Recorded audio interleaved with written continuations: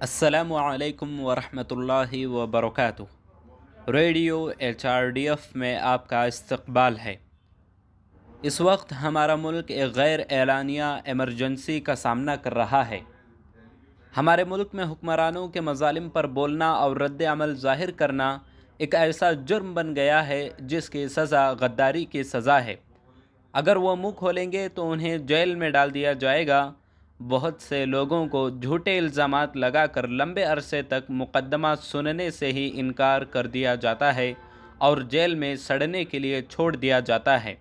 آئیے ہم آئین ہند کے آرٹیکل 20 پر غور کریں۔ یہ آرٹیکل مجرموں کو تحفظ دینے کے لیے ہے۔ اس سے ہمارا آئین ملزم کے تحفظ کی ضمانت دیتا ہے۔ آئین کے آرٹیکل 359 کے مطابق ایسے شہری حقوق کی خلاف ورزی نہیں ہونی چاہیے چاہے ملک میں ایمرجنسی نافذ ہو۔ اس میں کہا گیا ہے کہ کسی شخص کو ایک ہی جرم کے لیے ایک سے زیادہ مرتبہ سزا نہیں دینی چاہیے۔ آرٹیکل 21 کو بنیادی حقوق کی بنیاد کہا جاتا ہے۔ اس میں زندگی اور آزادی کے حق کا تصور ذکر ہے۔ آرٹیکل 20 اور 21 بنیادی حقوق ہیں جنہیں ایمرجنسی کی صورت میں بھی منسوخ نہیں کیا جا سکتا۔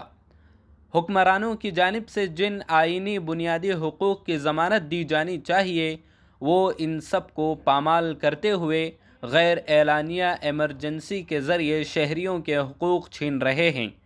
آرٹیکل 22 غیر قانونی گرفتاری اور قید سے تحفظ فراہم کرتا ہے۔ اگر کسی شخص کو گرفتار کیا جاتا ہے تو اسے 24 گھنٹوں کے اندر مجسٹریٹ کے سامنے پیش کیا جانا چاہیے۔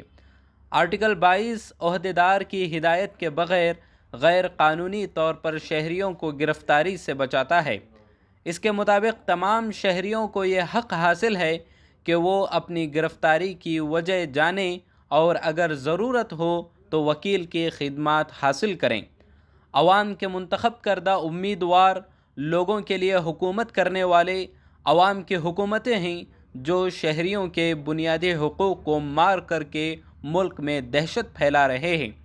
یہ دنیا کے سب سے بڑے جمہوری ملک کی موجودہ حالت ہے۔ ہمیں ایک ذمہ دار شہری کی حیثیت سے ہاتھ پہ ہاتھ دھرے بیٹھے رہنے کی ضرورت نہیں ہے۔ جو قوم کے مستقبل کے بارے میں فکر مند ہیں وہ پریشان ہیں کہ ملک ایک اور آزادی کی جدوجہد کا پلیٹ فارم بن جائے گا۔ ہمیں دوبارہ آزادی حاصل کرنے کے لیے تیار رہنا چاہیے۔